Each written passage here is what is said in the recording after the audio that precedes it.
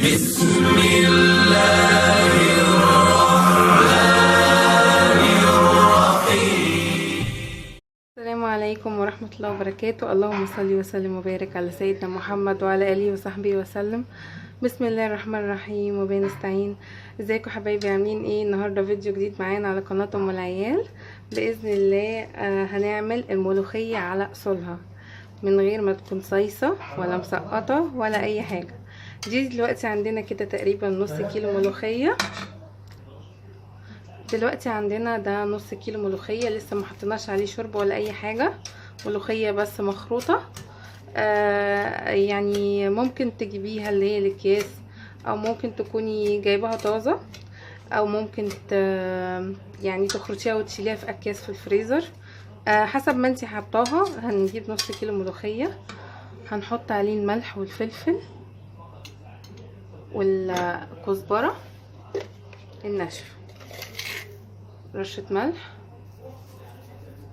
بسيطة كده عشان الشوربة برضو عندنا عليها ملح، فمش عايزين نزود لها الملح قوي. رشة فلفل،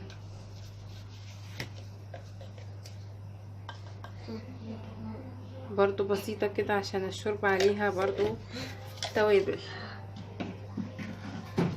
هنحط بقى معلقة كزبرة ناشفة على الملوخية، الملوخية وعلى التقلية. وهنحط برضو توم مفروم على الملوخية نفسها ني من غير ما نكون، حتة توم مفروم كده. والباقي ده هنعمله في الطشة. تمام كده اهو.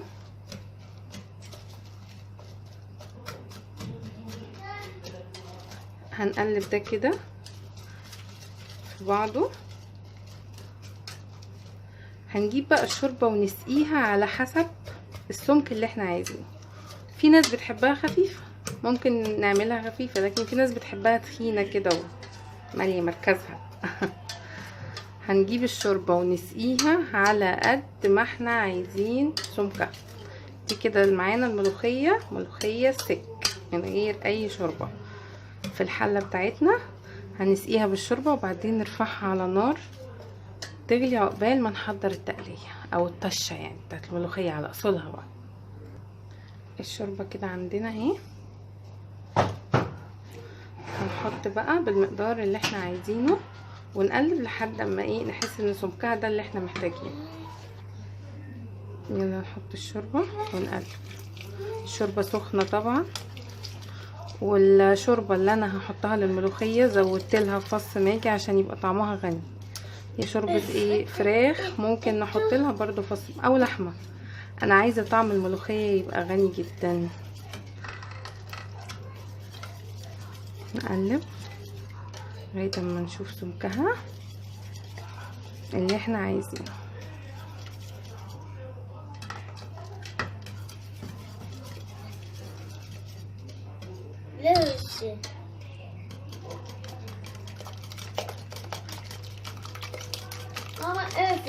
اهم حاجة نضرب حاضر. نضربها كويس، ما نخليش فيها اي تكتلات ولا كلاكيع عشان سمكها الحقيقي يبان على اصله. تمام، انا شايفه كده سمكها بقى كويس جدا. هرفعها بقى دلوقتي على النار ونروح نعمل الطشه. معلقه المفروم كده وهي محترمه.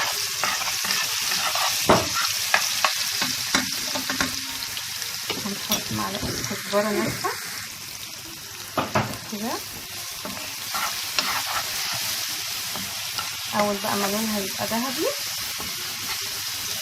نرش الملوخيه بقى الفظيعه على اصولها. بقت ذهبي اهي، شايفين كده. هنحط بقى نرش الملوخيه. اهم حاجه في طشه الملوخيه الشهقه. بسم الله الرحمن الرحيم. اللهم صل وسلم وبارك على سيدنا محمد عليه الصلاه والسلام.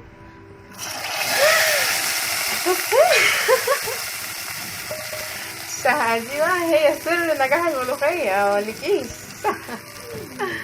هنقلب بقى. شايفين سمكها كده معانا يا جماعه. السمك ده بالنسبه لي انا مرضي. عايزينها اتخن من كده انتوا بتتحكموا في سمكها زي ما قلت لكم في الشوربه اللي بتحطوها عليها. عايزينها اخف من كده برضو انتوا بتتحكموا في سمكها براحتكم جدا جدا جدا. حاجه كده جميله ريحتها بسم الله ما شاء الله. يعني الملوخيه بقت جاهزه معانا، قلبناها كده تقليبه حلوه.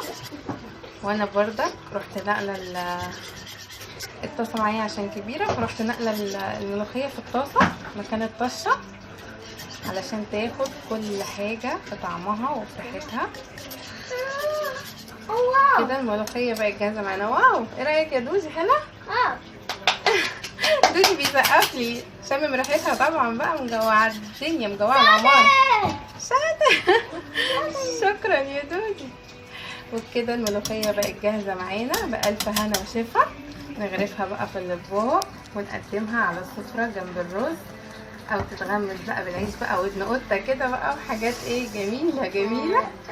يلا لو عجبكم الفيديو حطوا لايك، ولو اشتركتوش في القناه اشتركوا وفعلوا الجرس عشان فيديوهاتي توصل لكم اول باول. شكرا جدا، والسلام عليكم ورحمه الله وبركاته.